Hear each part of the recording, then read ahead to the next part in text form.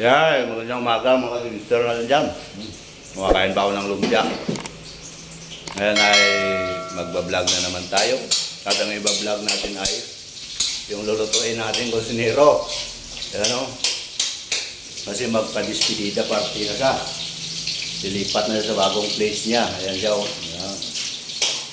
Bagong workplace. Pero ganun pa rin tagaluto. At meron na siyang nalutong pansit dito ay lumpia. At magluluto pa siya ng pansit. Yan. At meron din siyang seafoods dyan. Yan. Wow. Dami niyang handa. Mayaman. Yan. At meron din siyang ayan. Badang manok. Badang manok oh. Ilonggo lang nakakarinig niyan. Paborito ng ilonggo yan. Pero manok na Mike. Manok. Yan. Wow. Salamat sa sponsor. Salamat sa sponsor. At ako ay makikikain lang dito. Alright? At yung hindi niya pa naluto dito mga kabinster ay ito na lang, pansit. Yan. Na may atay ng manok. Yan. At nagigisa na siyang lamas doon. At ito yung sahog sa pansit natin. Oh. Yan. Itong kuha naman hindi kasama to sa seafoods to. Yan. Yan at ginisa niya na nga yung lamas at ano na Meg? Puso ng manok. Puso ng manok. Yan. Sunod yan ay Yung atay. Liver. yan, yung atay na daw ang sunod. Alright, ilagay na yung atay. Yan. Gisa-gisahin nyo lang. Huwag naman masyadong kuan baka malata, baka madunot, pero lunggo pa. At yung mga kasama natin dito sa kusina ay bagong kasama na naman. Gawa nang alis na yung body natin. Yan. Naka ilang taon ka dito, Meg? 4. 4 years, so naka 4 years din siya. Bago siya lilipat ng trabaho doon sa lugar talaga nila. Pangalan niya yan ay si Bunbun. Yan. Ang kusinero ng Progressive Farm. Right? Yan, nilagyan na rin pala ng kuhan, paminta at pampalasa. Yun. Para malasang-malasa yung ating pansit. At nilagyan na ng tuyo.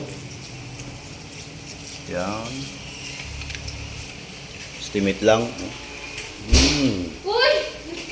Paglagay natin ng tuyo mga kadinser ay hayaan lang natin na maluto yung ating atay at puso ng manok.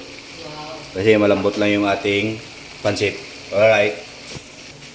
At ilagay na natin yung ating gulay. Yan. Carrot, sipulyo, sayote. Pansin kita siya.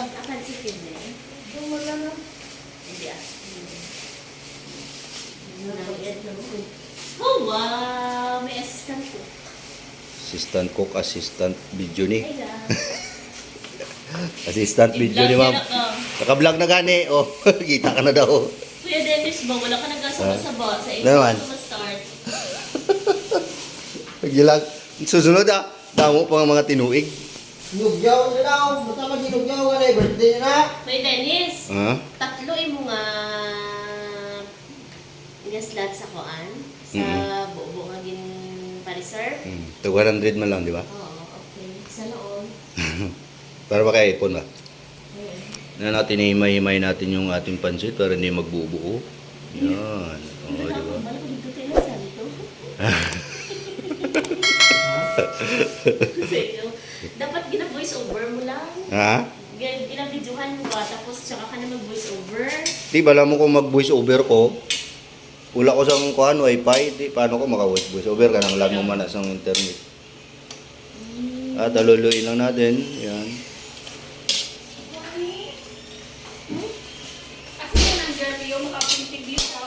Yan pala mga kadinstero, yan ang ating gulay na nilagay at nilagyan ng kunting tubig. Hindi lang natin na-videohan, no? Yan. At masarap dyan ay hindi masyadong luto, no? Yung ating gulay. Yung bang crunchy pa siya. Yan, at ilagay na nga yung ating pansit. Ang pansit ay pampahaba ng buhay, sabi nila. Pero bakit hindi ginaresita ng doktor? At yun, hinahalo-halo na nga. Yan. Laluin natin ang mga dinser para yung pagkaluto niya ay pantay. You know. Paano lang ito mga dinser? Lutong bahay, pansit. O, diba? Chicken. Sarap sa pansit pork eh. Kaya lang bawal ang pork dito sa amin. Yun, at laluin na natin paminsan-minsan para sabay-sabay yung pagkaluto niya. No? Tsaka yung kulay ay isang kulay lang siya. Walang maputla. Sarap niyan. Ito ang masarap mamaya mga kadinstro. Yan, native chicken na may ubad ng saging. Yan. Paborito ng mga Ilonggo to eh. Ito ang best seller sa mga handaan ng mga Ilonggo. Yan, native chicken. Sarap pigupin ang sabaw nito. Yan, at ang ating pansit ay malapit nang maluto. Yan, ang ganda na ng kulay niya. Oh. Wow! Yan ang ating master chef, si Bunbun Suarez. Alright. Yan mga kadinser, at luto na yung ating pansit. Ayan. Wow! Yung pansit ni Bunbun. Oh. At may kiluhan pa dyan, hindi kasali yan. Ito lang ating pansit. Oops. Alright mga kadisar, hanggang dito na lang tong video na to. At sana ay may natutunan din kunting kalaman sa ating nilulutong pansit. Yan. Tangan nito na lang. Bye-bye. Bye-bye.